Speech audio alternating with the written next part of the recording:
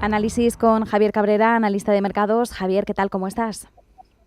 Muy buenas, ¿qué tal? Bueno, tenemos una sesión positiva en Wall Street. Se dice que en parte podría estar descontándose un escenario positivo en medio de las conversaciones comerciales entre China y Estados Unidos. Pero bueno, ¿cómo estás viendo la sesión de hoy? Yo creo que falta un catalizador positivo, ¿no? Nos hemos quedado un poco huérfanos después de una semana anterior bastante intensa entre reunión del BCE en Europa y datos de empleo en Estados Unidos que movieron bastante al mercado y crearon mucho ruido. Y esta semana, pues casi que hasta mañana no tenemos datos Ujú. relevantes, ¿no? Sí. Eh, yo creo que todavía tenemos que esperar para conocer los resultados de esa negociación entre Estados Unidos y China, y desde luego el mercado está esperando alguna noticia positiva, ¿no? Desde luego, si las expectativas fueran negativas, yo creo que habría ya caídas en los mercados, no grandes caídas, pero sí bastante más conservadurismo del que estamos viendo actualmente. Ujú.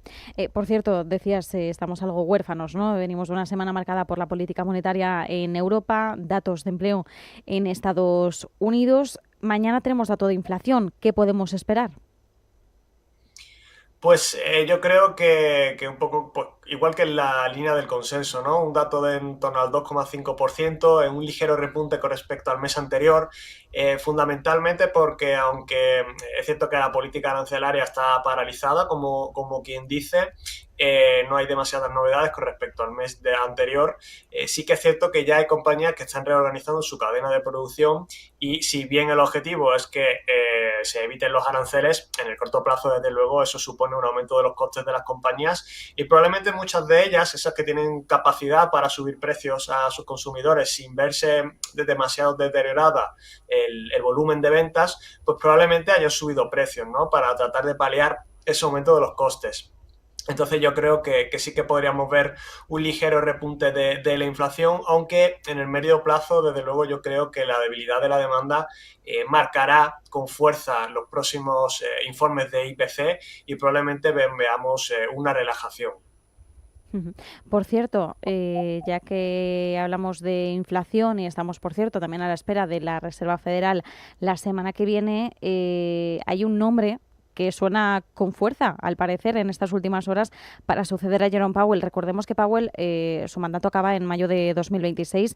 Según Bloomberg, citando fuentes cercanas, Scott Bessent, el actual secretario del Tesoro, está sonando como nombre que podría presentarse a esas entrevistas para suceder a Powell al frente de la Reserva Federal.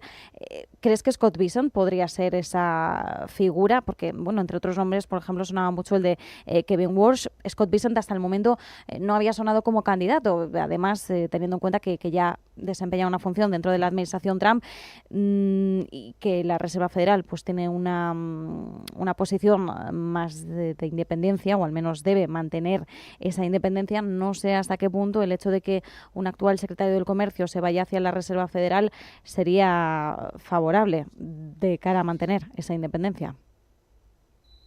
Yo creo que sería una mala noticia, ¿no?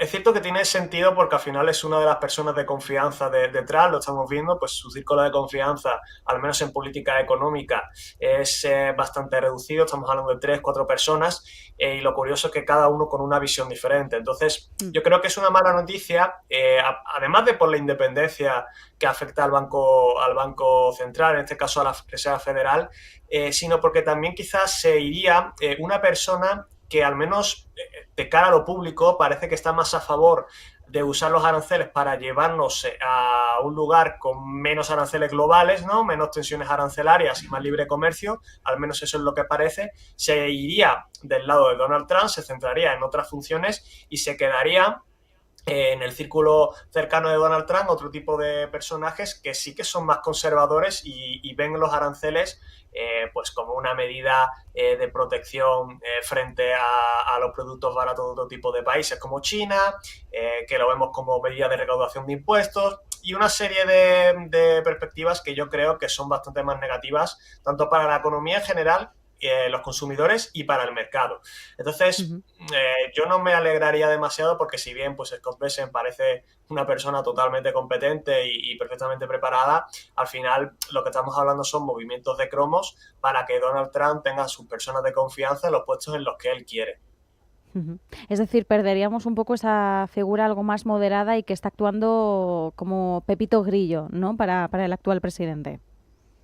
Sí, yo creo que sí. Yo creo que ahí perderíamos y el mercado perdería yo creo que a una figura en la que sí que se es positivo.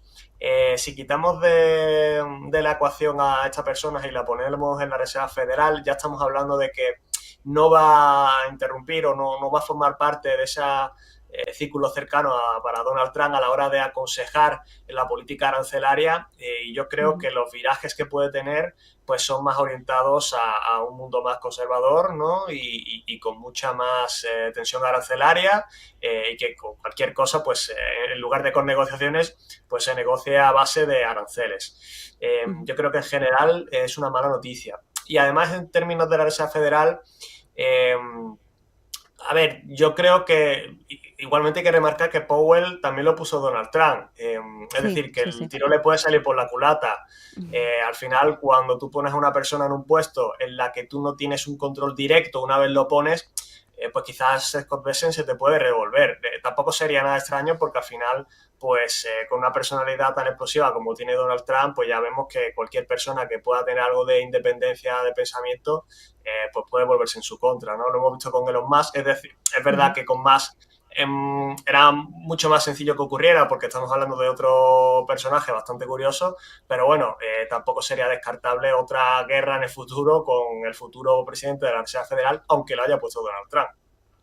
Y tenemos dos ejemplos muy buenos, los acabas de citar. Javier, por un lado, es Jerome Powell, puesto en la Reserva Federal pues a elección de Donald Trump durante su primer mandato, aunque poco tiempo después ya vimos las tensiones entre ambos.